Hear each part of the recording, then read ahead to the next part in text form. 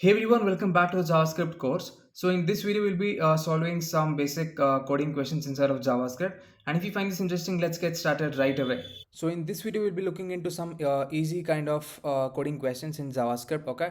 So basically inside my VS Code, I opened up my index.html file, my style.css file as well as my script.js file. Okay.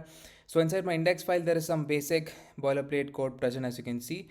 And inside my style.css file, there is some basic styling given to this particular page.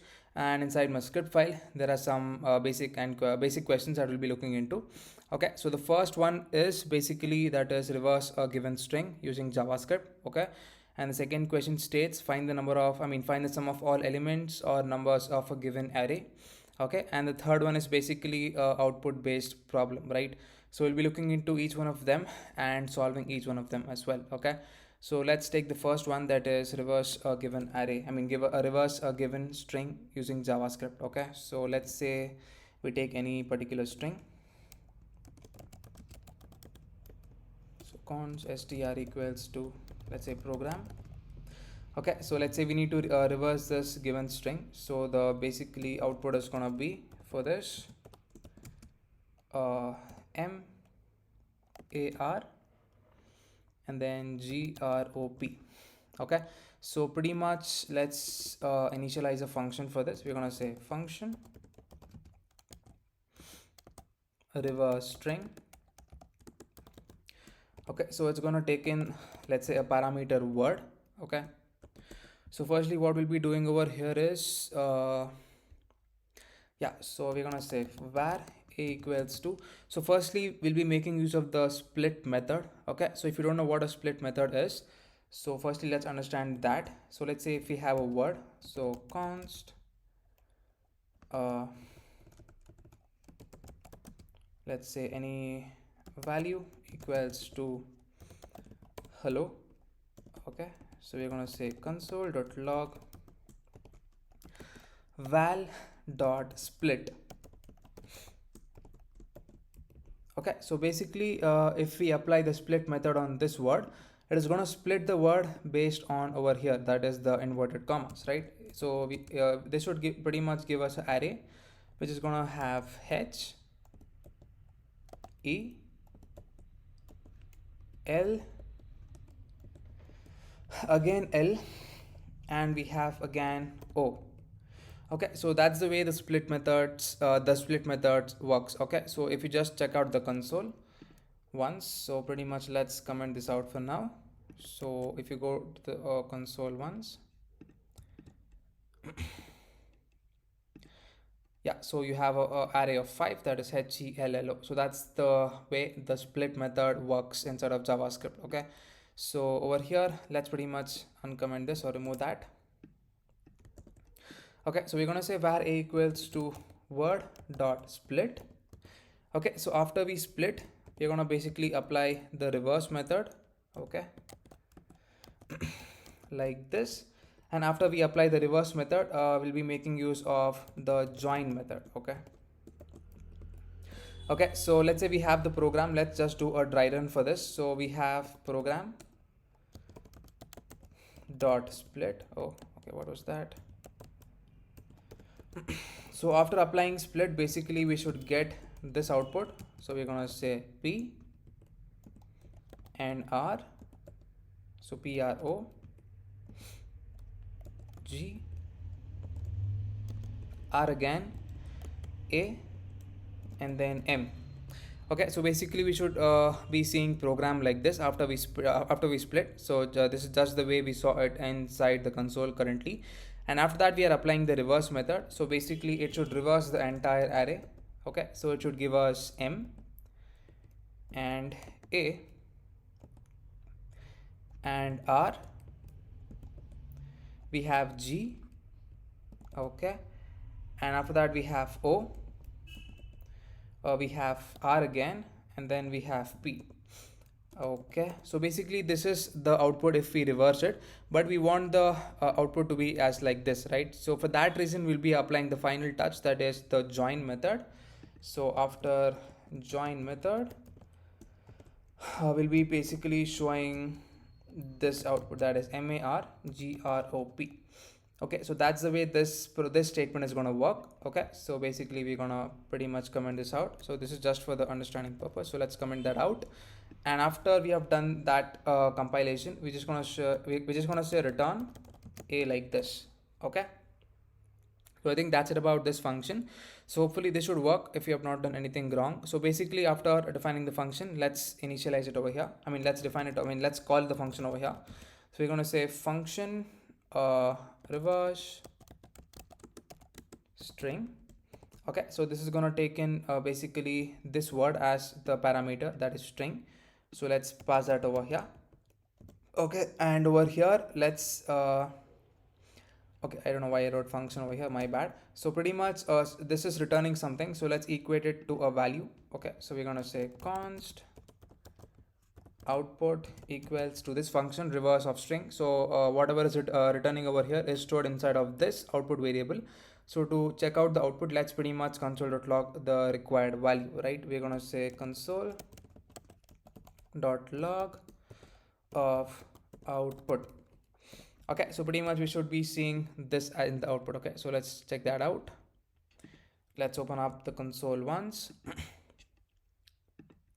Yeah, so there you go, we are getting a program in the backward direction. So let's try it for other word. So we're gonna say laptop. Okay, yeah, so for this also we are getting it in the reverse direction. Okay, so that thing is working absolutely fine.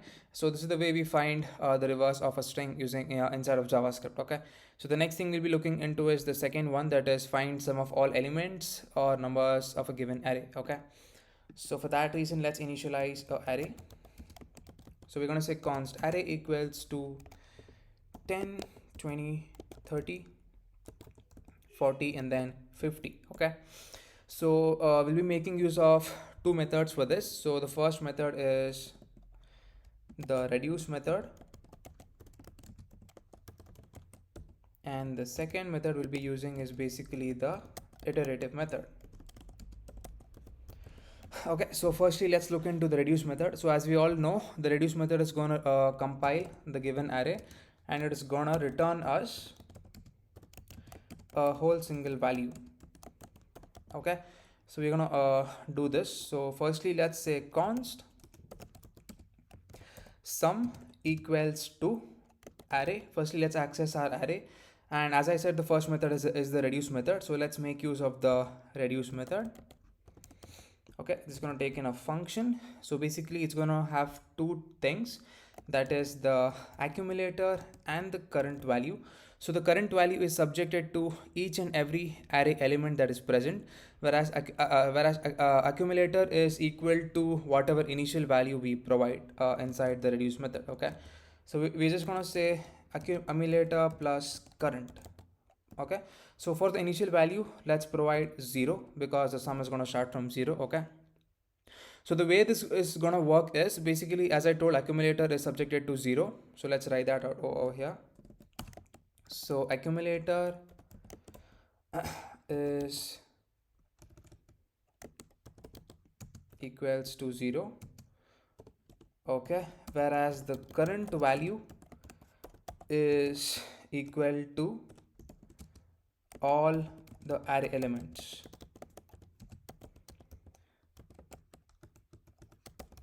Okay, so firstly we are doing accumulator plus current. So accumulator is 0 and current is 10, so we're going to say 10. So the next time the loop runs, it's going to be 10 because accumulator value has become 10. So it's going to be 10 plus 20, so that's going to be 30. So in the next time this is going to run, it's going to be 30 plus 30, that is 60. So similarly, when the next time it's going to run, it's going to be 60 plus 40, that is 100.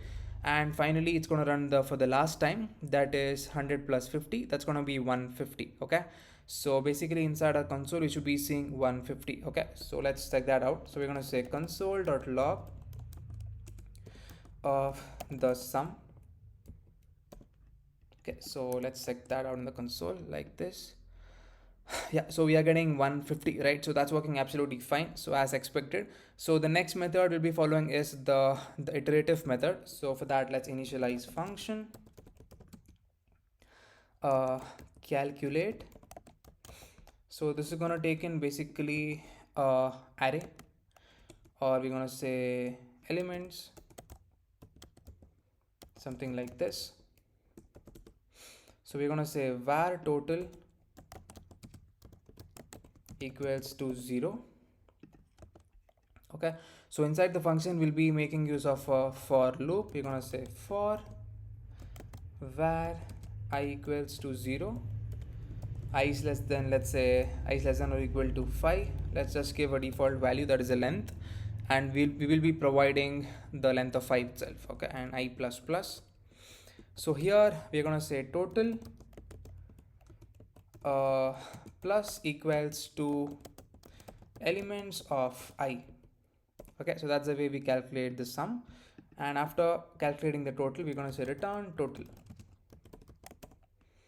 Okay, so pretty much each time the loop is starting from 0, so total equals to 0. So we are in the first time we're going to say total equals to total plus elements of I, so it's going to be 10, and next time it's going to be 20 plus 10. So similarly the computed result plus 30, and then the computed result up to this value plus 40, it's going to be 100, and then the computed result up to this value plus the final one 50. Okay, so after that the for loop becomes false, that is the condition becomes false, so it comes out of the for loop, and after that we'll just be returning the total. Okay, so firstly let's initialize our array over here.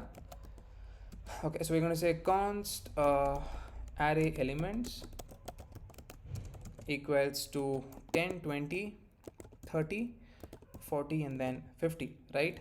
So after that basically we have is yeah, so we have defined and implemented the function over here, so the computation part is done. So now the time is basically to call the function. So we're going to say calculate. Okay, so the calculate is going to take basically the method, that is the array elements. So we're going to say array elements. Okay, so since we are returning some value in from the function calculate, so let me just equate it to this variable. Okay, so we're going to say const iterative result equals to this value. Okay, so basically whatever is returning from the function calculate is stored inside of this variable, that is iterative result. So let's pretty much console.log the required value. Okay, hopefully it should work. So we're going to say console.log iterative result. Okay, something like this. So pretty much if everything is right, we should get 150 in the console. Okay, so let's check that out in the console over here. Okay, we're getting not a number. I think we have done a silly mistake, so let's look into that. So total equals to 0, so we are pretty much I equals to 0 and I is less than or equal to 5, and return total, right? Okay, so we are equating it to this, and we are okay, elements of I, that's also right. Okay, or let's just remove this. Okay, let's just calculate it manually without a function. Okay, we're gonna say for var I equals to 0, I is less than or equal to 5, and then I plus plus. Okay, and we're gonna say total plus equals to what do you say, yeah, array elements of I. Okay, so after that we'll just be console.logging the total after the for loop is completed. We're going to say console.log of total like this, and let's check out our console. Okay, still we're getting not a number, but why is that happening, right? So we have total equals to 0 initialized, and we have array elements as 10, 20, 30, 40, 50. Okay, that's cool. And for I equals to 0, I is less than or equal to 5, we have I plus plus. Okay, my bad. Okay, so the indexing starts from 0, 1, 2, 3, 4, 5, right? So if you go to the fifth index, there is no fifth index, so we have only 4. We have only index up to 4 because the indexing starts from 0, right? My bad. So I think even this is gonna work. So let's pretty much do Control C. Okay, so over here let's remove this, and now it should work. Okay, because we are only going to check from until the fourth index, and then we're going to calculate the total. Okay, yeah, so there you go, we are getting 150 as expected. So I think that was it about the sum part. So the next thing we'll be looking into is basically the third one. Okay, so we have const a equals to x equals to 1 and y equals to 2. Is that right? Yeah. So after that we are doing const b equals to a. We are just equating it, okay? Just to remember that we are just equating it and we are just not cloning it, right? So after that we are just trying to console.log a, and we're gonna say console.log of b. Okay, so pretty much on line number 57 we are just equating a to b. Okay, so basically what we are doing is we are just creating another object b, and we are pretty much putting the value a to it. Okay, so we are equating it. So what's going to happen is we are going to have the same reference to a. Okay, so we have one more step, that is b dot x equals to 3. Okay, so after doing this thing we are trying to console.log a. So basically a is gonna be an object which is gonna have 3 and y is gonna have 2. Okay, even though we changed b, a is gonna get changed because we have just equated over here. Okay, so it's gonna have the same reference. Okay, so if you just clone it, if you just need this to work, that is if you just need b to change, we can make this work with the help of basically the spread operator by cloning it basically. So over here we are just trying to equate it. We are not trying to just clone it in a real way by making use by actually making a whole new copy of b. Okay, so that's not going to work basically because we are just equating it. Okay, so basically object are reference values inside of JavaScript. So basically if you make use of the equal to operator, so this is going to have the same reference. So basically if you change b dot x equals to 3, even a is going to change. Okay, so let's do that over here. So b equals to, we're going to say x belongs to 3 and y belongs to 2. Okay, so basically what's going to happen is inside console.log of a we're going to get a as this value, and inside console.log of b we're going to get this b value. Okay, so let's pretty much save the file once and check out our output.